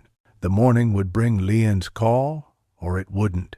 The logs would confess, or they would refuse, as machines sometimes do when they resent being outed as human-made. The reflection would insult me, or it would behave. But I had 2 sentences now, and the promise of rice for breakfast, and the mobile phone of a neighbor who'd learned the precise distance at which to hover. The city would continue throwing its reflections everywhere. I would continue learning which ones to eat, and which ones to teach, and which to leave hungry. In the meantime, the plants performed their photosynthesis in the dark like quiet alchemists. The metronome on the desk, when had I brought it home, ticked without being wound, an impossibility I chose to accept. And somewhere, in a building that thinks glass is more honest than walls, a technician sat with his logs, and a doctor took off her rings and washed her hands with methodical care, and a sentence pulsed on a screen, waiting for a person to decide whether to read it aloud. Chapter 3. The Mouth That Opens. In the morning, the city pressed its coin of light to the apartment's window and waited to see if I would accept the purchase. I woke with my jaw set, as if I had passed the night arguing about door frames. The notes on the table lay side by side like polite commandments. Leave if it moves first, and if the mirror asks to be eaten, teach it to speak instead. I ran a finger along the paper's edge and felt a small thrill of ownership that was also suspicion. A man can become addicted to receiving instructions from himself. It is a way of abdicating while pretending to reign. The Solace blinked awake and displayed nothing personal, just the smooth etiquette of prompts. Breathing, it suggested. I breathed, not because it asked, but because breakfast tastes better in a body that has said yes to air. My phone held a message from Lien, time-stamped 704. We pulled the logs. No overlay command registered. We're checking the physical layer. Min's phrase, not mine. This may have been an electrical hiccup, acting like a medium. Are you all right? Electrical hiccup acting like a medium. I imagined a spark in a wire deciding it had a gift for prophecy. I'm all right, I wrote back. All right, meaning I am here and this is now, per Aaron. Per Aaron, she echoed. Can you come by at noon for a quick look at the device? Bring your notes. The more boring, the better. Boring is my new park, I wrote. She sent a thumbs up, an emoji that looked almost indecent when offered by someone with so many degrees. I ate rice and egg again because I am a man who enjoys repetition until it starts to feel like liturgy. The mirror in the bathroom looked like it had finished a tantrum and wanted to be praised for maturity. I gave it nothing but my face. I fogged it once, and when the cloud cleared, no instructions waited. Just a rectangle of glass and a man who wanted to touch his cheek without being taught how. On my way out, I saw Aaron at his door, adjusting his laces with the concentration he usually reserves for grading. "Status report?" he asked, standing up. "Stable," I said. "Like a chair with a friendly wobble." He grinned. "You've gotten good at metaphors people can sit on." "Come at lunch?" I asked. "Brief mission. Lumen wants to bless my gadget. Let me get permission from my classroom of small rulers," he said, glancing at his watch. "I'll meet you there at 12:30. If I'm late, blame a turtle monarchy." By a man on the bus, an elderly man fell asleep with an orange in his lap. It didn't roll. That felt like a promise I hadn't asked for. I wrote it down in the notebook. Orange refuses gravity, chooses lap. Lumen's lobby had bleached itself, a slightly brighter version of reassurance. Thu, at the desk, gave me the kind smile of people who are not paid enough to deal with haunted glass, but choose to believe in the solvability of everything. "Dr. Lien is ready," she said. "She has your tea." The office shimmered with the same organized calm. Today, the ceramic whale had coughed up a handful of paper clips onto the desk, an accident that looked intentional. Lien sat with her hands folded, the silver rings behaving themselves. She wore a navy dress with a deliberate lack of flamboyance. "How's the nervous system?" she asked. "Wary, hydrated," I said, taking the chair. "It's learning to enjoy boredom like a hobby." "Excellent," she said. "We should all be so lucky." She nodded at the Solace. "May I?" I slipped the strap off and handed her the device. She turned it in her hands, pressed 3 buttons in a sequence I didn't know existed, and the screen displayed a diagnostic menu that looked like it had been designed by a company embarrassed by its own fonts. "We're going to interrogate our friend for anything out of scope," she said. "Min's here, too." He appeared in the doorway with an apologetic half-smile and a tablet. "Morning," he said. "I brought the printouts like we're a little old-fashioned shop." He had graphs the kind that make civilians behave themselves. He pointed to a smooth bar of nothing, labeled Overlay Events. "None," he said. "No signal to write anything." The OLED layer shows a minimal backlight wake at the exact moment the text appeared, but not a drive signal. He shrugged, it's like a mouth formed without a throat. I pictured the mirror's skin spelling out its warning with nothing behind it but the idea of light. So I'm not crazy, I said, because sometimes you have to feed the old binary one last treat before you put it to bed. You are many things, Lian said. Crazy is an unhelpful word we taught ourselves when we got lazy. Right now, you are a credible witness to an incredulous event. Min tapped another graph. There was also a short-range wireless handshake registered from something in the room, not Wi-Fi. A BLE ping with no ID. It could have been the Solace, but the packet size doesn't match and the Solace doesn't speak that dialect. It's probably just ghost noise from our medical equipment. I'm mentioning it because I am a completist and a coward when it comes to omitting details that might become plot later. You read novels wrong, I said. I read my job like it's going to betray me if I don't, he said cheerfully. Lian set the device down and looked at me. Two things can be true, she said. One, the world misbehaved yesterday in a way our instruments can't fully account for. Two, your nervous system is responsible for your experience of the misbehavior. The first is interesting. The second is where your agency lives. Agency lives in muscle, I said, gesturing to the draw and cancel tablet on the shelf. And in calendar, she added, smiling. What do you think about giving yourself 2 weeks with rules? Rules I write? Rules we write and you agree to so you can blame me if they itch, she said. We make a little enclosure strong enough to keep out catastrophizing and gentle enough to allow superstition its small rituals so it doesn't grow teeth. What are the rules? I asked, prepared to hate them and relieved to need them. She pulled a pad toward her and clicked a pen. We'll iterate. First pass. No mirrors after 10 p.m.? No screens in the bedroom? Yes.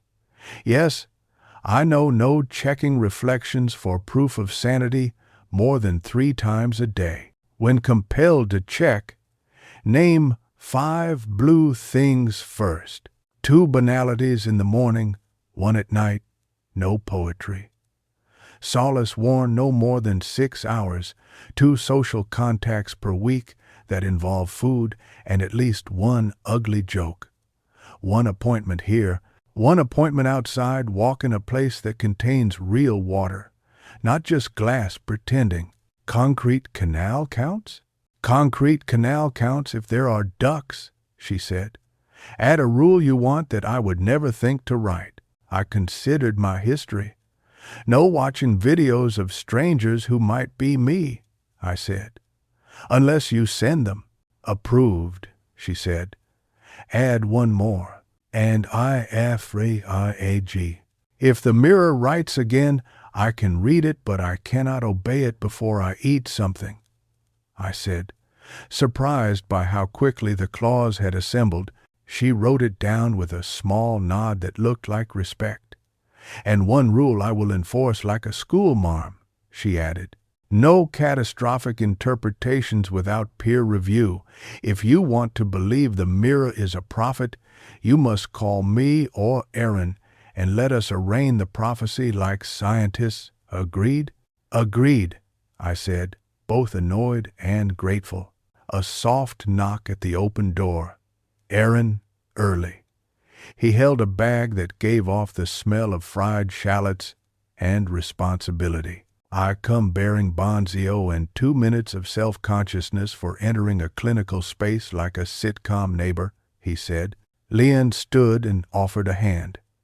You must be Aaron, she said. You've already become a case note in a good way. He shook her hand, smoothed his hair, and nodded at the Solace.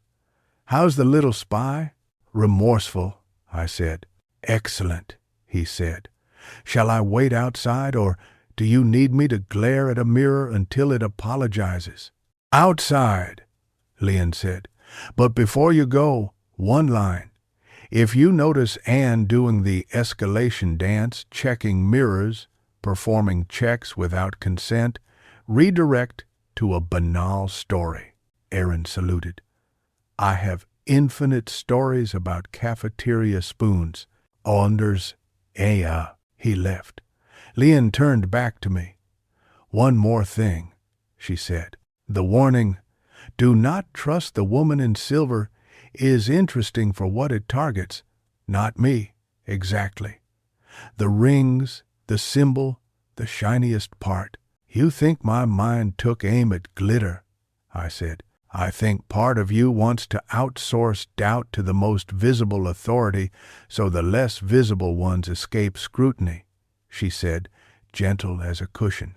I want you to ask yourself, when you're alone, if silver is not the problem, what is? What do I not want to look at because looking would require an action I am not ready to take? It was the kind of assignment that arrives with its own nausea. You are very good at stealing applause from ghosts, I said. I've had practice, she said. Go eat in the courtyard. Let your body make proof that the day exists.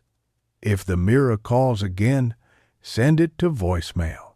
We ate at a small table under a plant that thought it was a tree and would not be convinced otherwise. Aaron talked about a student who called the French Revolution that time bread became politics. I told him about the rule of ducks. He approved. The banjeo cracked and flaked and got on our fingers and made us into animals for a few minutes, which I consider an upgrade most days. After lunch, the city had shifted from noon to a different sort of brightness, the kind that asks questions without asking anything specific. I went home with the Solace in my pocket and the rules in my notebook, feeling like a man who had convinced an institution to acknowledge both the existence of a ghost and the usefulness of hydration. The afternoon inconvenienced itself into being mine. I did work 3 resignation letters, translated into the kind of English that doesn't set fire to its own metaphors. I called my mother and asked after her knee, and she told me she was learning to like the cane because it made her look like a woman who could choose her pace in a crowd. She did not ask me whether my reflections were behaving. She has learned to not give certain questions a public life. Trying to be a person again is tedious and therefore holy. The day kept making me choose.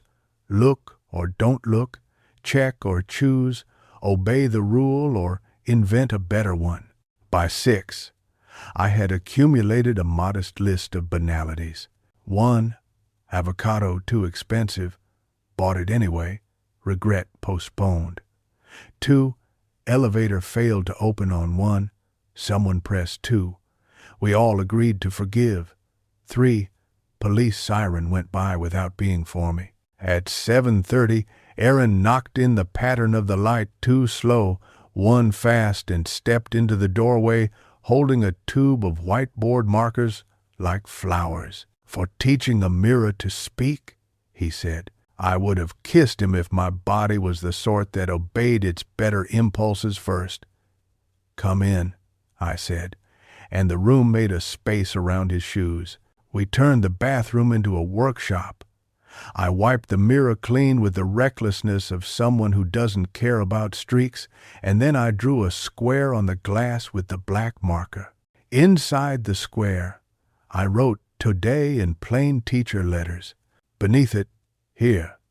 And next to that, "Now." We label it, I said, feeling half ridiculous and half powerful. We insist on captions. He nodded gravely. We give the animal a name and it becomes a pet, he said. We stood shoulder to shoulder and wrote words the way people write spells in stories that don't end badly. Breathe, blue, door, leave, stay, rice, laugh. I drew a small turtle because I owed his monarchy respect. He drew a spoon because he owed my mother a shrine. The mirror became less a surface and more a page. We watched our faces through the words, and when we blinked, it blinked. "Do you want to try it?"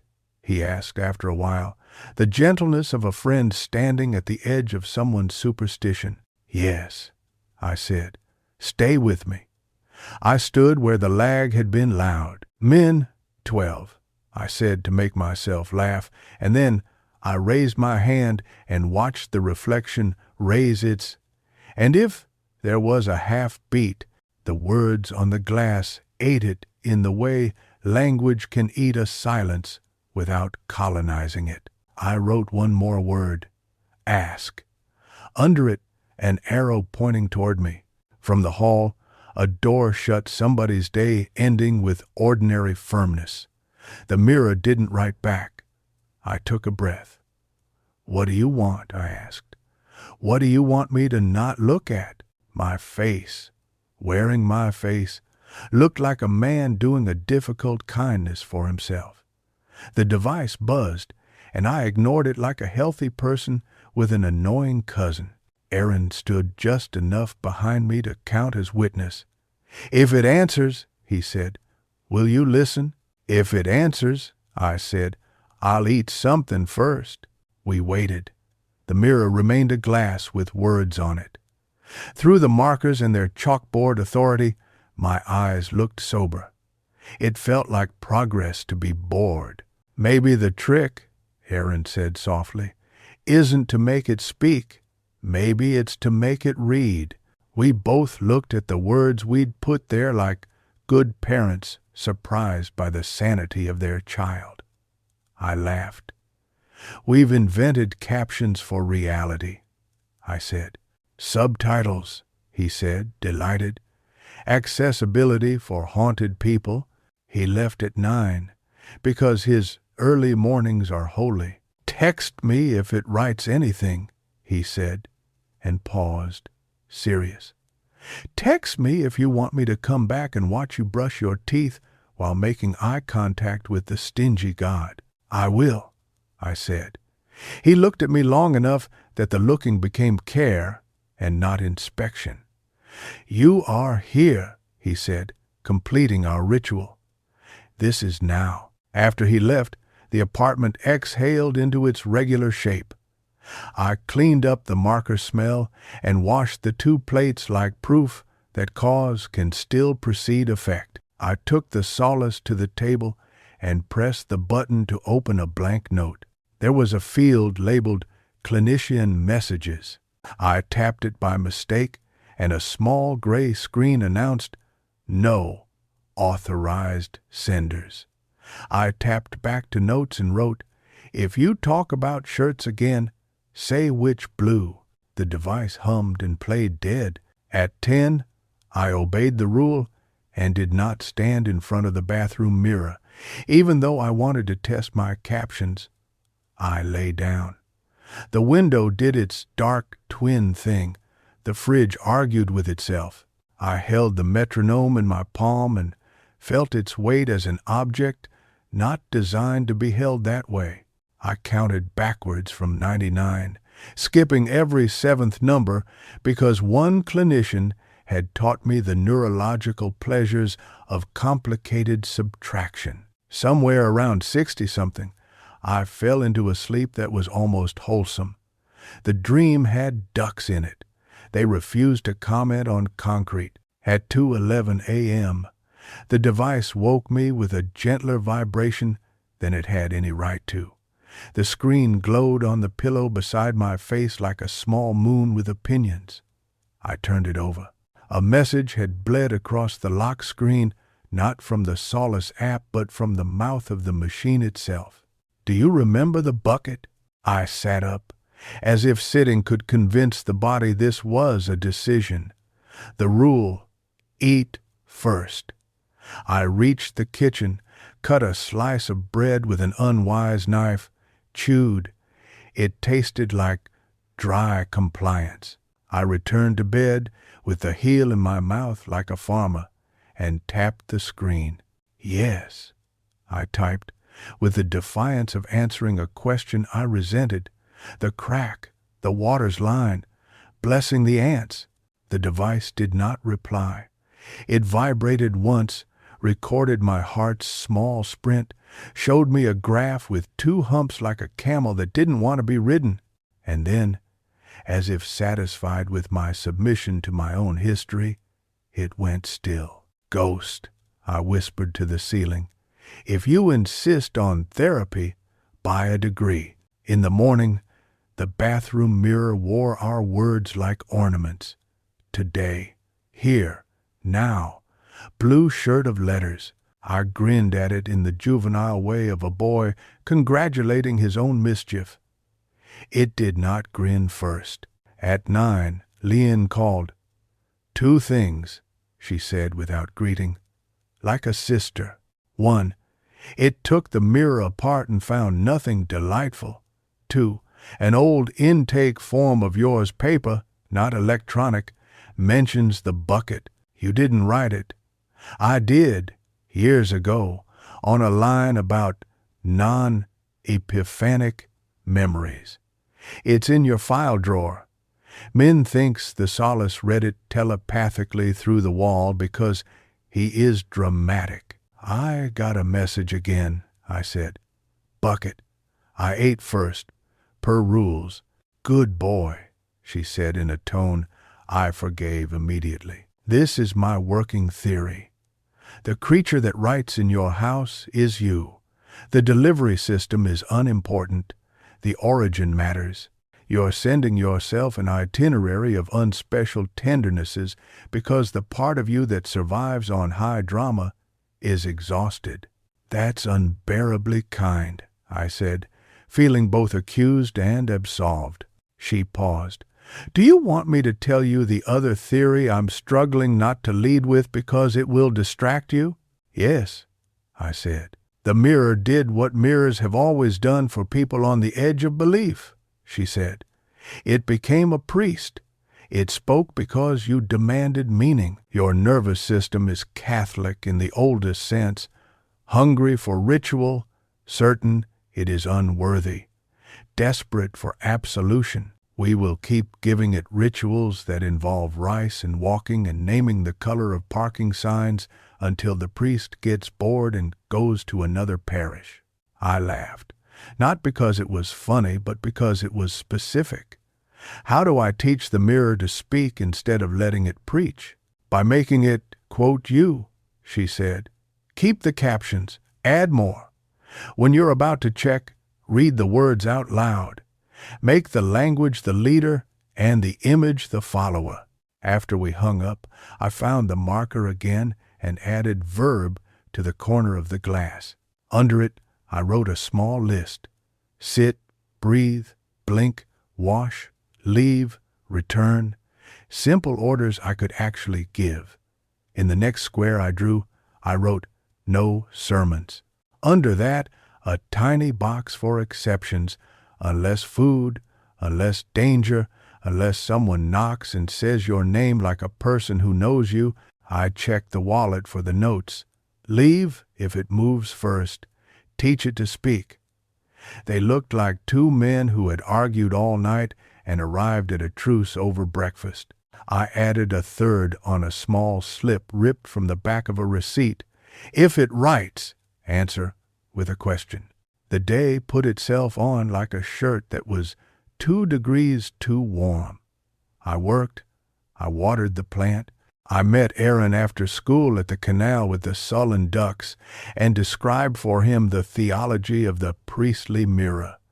He mapped it to emperors and regents and small revolutions. We watched a child throw a stone and cheer when it skipped 3 times, as if glancing off the surface were the same as conquering depth. There's your metaphor for the week, he said. You don't have to drown to know it's deep.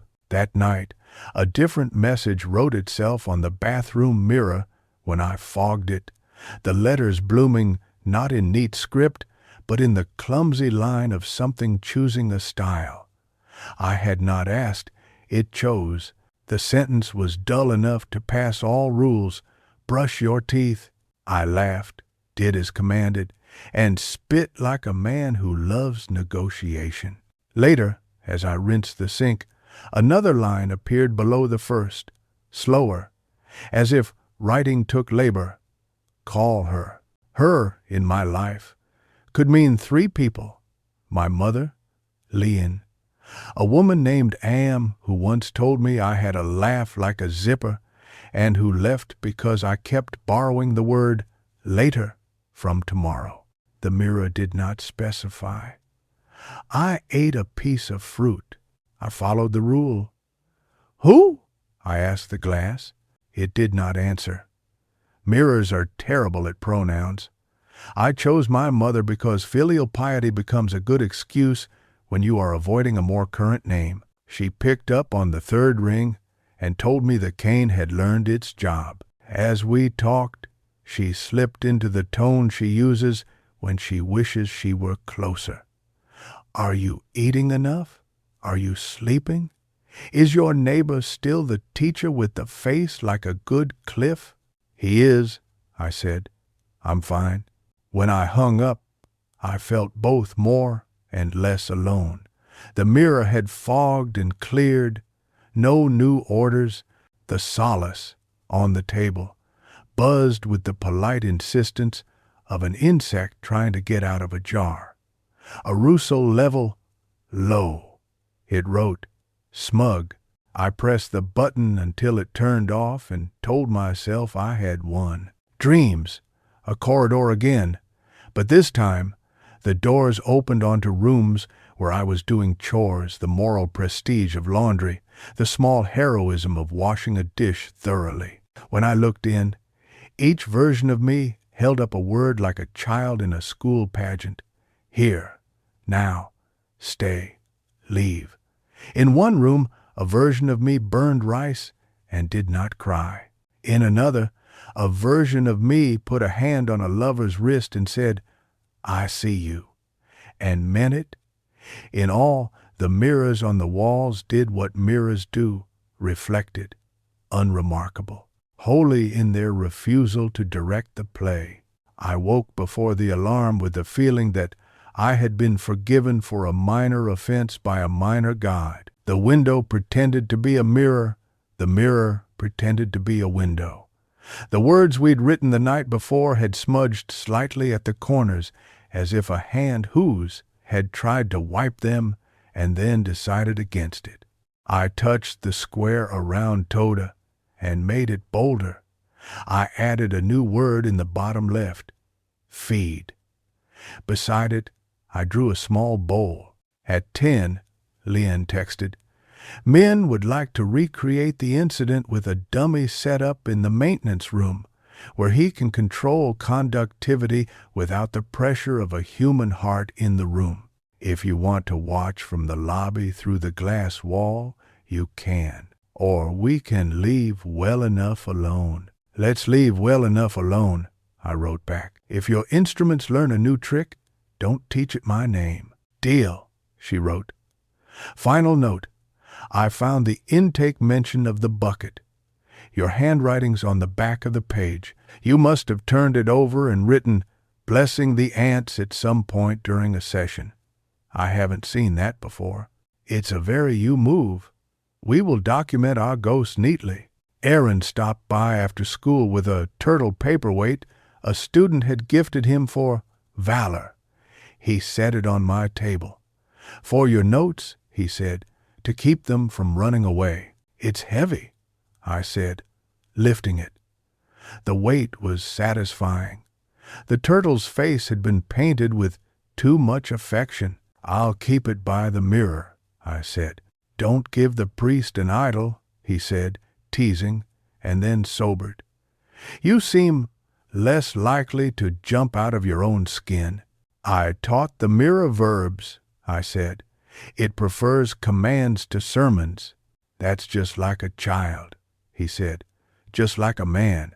We cooked, poorly and happily. When he left, I stood in the bathroom and looked at the words we'd left ourselves. I added one more, small in the bottom corner, half for me and half for the other life. Kenned. At midnight, breaking my rule because I wanted to, and because forgiveness is an art, and because you have to know which rules want to be bent, I stood again before the glass and fogged it with a dramatic breath. If it wrote, I would read. If it stayed blank, I would also read. I waited like a man at a confession booth who has decided to be his own priest. The letters formed excruciatingly, like frost deciding to be legible. It took a full minute for the sentence to finish. The urge to swipe the tongue of my palm across it was almost unbearable. The words, when they arrived, were these: "Say I." I stared. It felt like a trick. I is a dangerous pronoun. It invites action. It carries liability. It turns a man from a watcher into an operator. A minute passed. The bathroom, a small republic, waited for a vote. I said, quietly, to the glass and the boy and the animal and the God and the neighbor and the woman in silver and my mother and the city and the device and the man in the refrigerator and all his cousins. I said again, louder, not a shout, a declaration with the volume calibrated to the size of the room. I am here. My reflection's mouth moved when mine did. No lag, no lead, just the indecent courage of a present tense. The Solace on the counter buzzed once. I didn't look. I didn't need it to tell me my arousal level. I knew the flavor of this particular acceleration. Not panic, not prophecy, joy with training wheels. I will go to bed, I told the mirror, as if it were a child I was trying to teach to love sleep. I will dream something stupid. I will wake and make rice and argue with a plant and practice being a citizen of my own day. The mirror did what mirrors do. It reflected. It did not applaud. It did not warn. It did not move first. Somewhere, this is true and absurd. In equal parts, Min sent me a photo of the maintenance room's disassembled mirror with the caption, "Coast-free but dusty." Leon texted, "Proud of you," which is a sentence that is both too much and exactly enough. When you get it from a person who has watched you remember the names of your verbs. Aaron sent a turtle emoji and then 3 blue squares, a code only for us. I went to bed. I put the device on the table and told it, like a parent talking to a toy that feels too much like a child, "You can rest." The metronome was silent. It didn't need to tick to keep time. The apartment had learned my rhythm, or I had learned its. The difference felt smaller than it had the week before. The next morning, at the market, there was a stall where a woman sold mirrors on the ground like lakes, just like in my dream. I didn't go there on purpose. My feet took me. The frames were cheap and gilt and honest about their glamour. A boy leaned over one and made a face, and the face in the glass complied. The woman caught me looking. "For your house?" she asked, lifting a rectangle that made my reflection thin and greedy. "For my life," I said, and she laughed, because customers who speak like that either buy too much or run away. I crouched. The mirrors arrayed themselves like a chorus rehearsing. In the reflections, the sky made extravagant decisions about how blue it wanted to be. My face did what faces do when people are slightly crouched and acting like buyers. It tried to look useful. The woman held a small oval up and said, "Good for hall. Makes room look like it has a friend." That was the charm. I bought it. Back home, I hung the oval across from the bathroom mirror, not to make the room larger, but to give the first mirror an audience who wasn't me. 2 mirrors, 2 mouths. If one began to preach, the other could make faces. If one wrote, the other could read. I stood between them and watched myself become many. It felt less like multiplication and more like chorus. I said into the oval, into the rectangle, into the day. The words we'd left on the glass held, today, here, now, leave, stay, feed, breathe, kind, ask, no sermons. The turtle paperweight kept the notes from migrating. The Solace learned to be a tool and not a prophet. Lien learned to ask first and declare second. Min learned to love dust. Aaron learned new jokes and wrote them in a notebook titled Rescues. My mother learned to let the cane lead sometimes. I learned this. A mirror is not a judge, it is an instrument. The lag is information. The urge to obey is a muscle you can train. The mouth of the world, glass, screen, device, will always open.